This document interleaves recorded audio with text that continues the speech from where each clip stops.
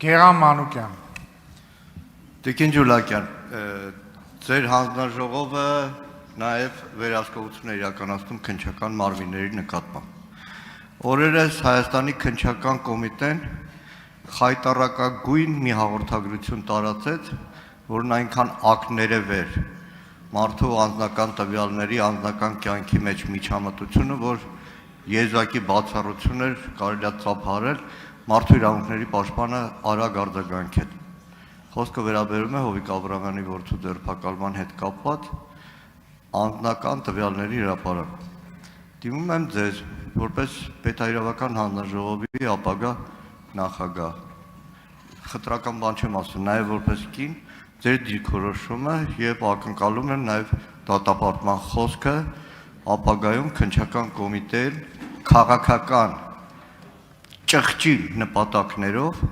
նման խայտառակ հաղորդագրություններից զերծ մնալու համար։ Շնորհակալ եմ։ Շնորհակալ եմ հարցի համար, պարոն Մանուկյան, այո, ծանոթ եմ ես այդ հաղորդագրությանը, եւ եթե դուք ինձնից ուզում եք լսել հենց կոնկրետ այդ բառը դատապարտում, այո, դատապարտում եմ, բայց նաեւ պետք է ասեմ, որ սա կարծես թե առաջին դեպքը չէ, որ մենք ունենում ենք խնդիր հայտարարությունների հետ կապված, որտեղ որ անձնական տվյալների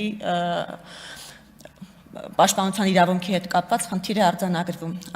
եւ այստեղ ես չեմ ուզում որ մենք պարտադիր տեսնենք դիտավորությունը, այլ գուցե պրոֆեսիոնալիզմի խնդիր։ Սա խնդիր է, նաև ուզում եմ արձանագրել, դուք ասացիք, որ զարմացած եք, որ մարդու իրավունքների պաշտպանը արձագանքել է, ես կարծում եմ զարմանալու որևէ բան չկա։ Մարդու իրավունքների պաշտպանը գրեթե միշտ նմանատիպ դեպքերում արձագանքում է եւ արձագանքում է շատ տեղին, բայց նաև միաժամանակ ուզում եմ նշել, որ միայն մարդու իրավունքների պաշտպանը չէ, որ արձագանքել է այս դեպքին, այլ նաև անձնական տվյալների պաշտպանության գործակալությունը, որը գիտեք, որ արդարադատության նախարարության առանձնացված ստորաբաժանում է, այսինքն նաև գործադիրը դեմս անձնական տվյալների պաշտպանության գործակալության իր դիրքորոշումը հայտնել է սրա վերաբերյալ եւ լիովին կիսում եմ ես այդ դիրքորոշումը։ Շնորհակալություն։ Արձագանք։ Ճիշտ է կատեցիք, որ անձնական տվյալների պաշտպանության գործակալությունը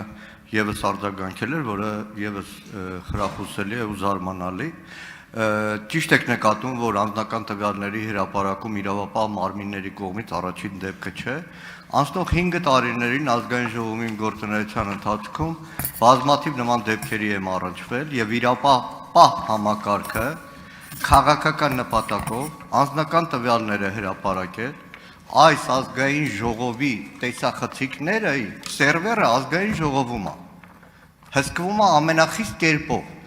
բայց չգիտես ոնց այդ տեսախցիկների տեսանյութը մեկ էլ հրապարակվում է։ Դեռ առիթ ունենալու եմ խոսել ԱԱԾ-ի մասին, վերջին խայտառակ դեպքը, երբ որ ԱԱԾ սահմանապահ զորքերի հսկիչ անցակետի տեսախցիկի տեսանյութը մի քանի րոպեից հայտնվում է մամուլում ու ԱԱԾ-ն իրան թույլ է տալիս պատասխանել, որ կարող եմ արտահոսք կազմակերպել։ Արտահոսքը հակաօրինական բան է, բայց դա արդեն ելույթ է։ Շնորհակալություն, պարոն Մանուկյան, ձեր արձագանքի համար։ Պետք է նշեմ, որ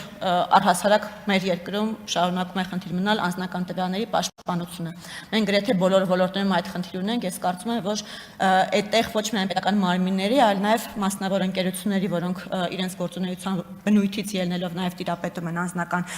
տվյալների,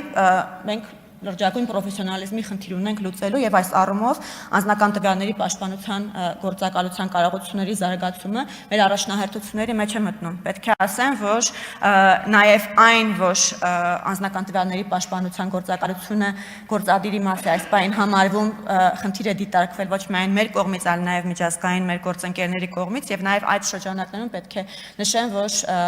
արդեն քննարկվել է եւ առաջիկայում օրենսդրական համապատասխան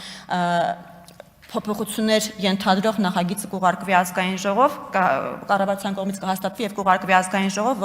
որ ինքնավար մարմին կդառնա այս գործակալությունը։ Առիթ կունենամ դեր անդրադառնալու ժամանակում չտեղ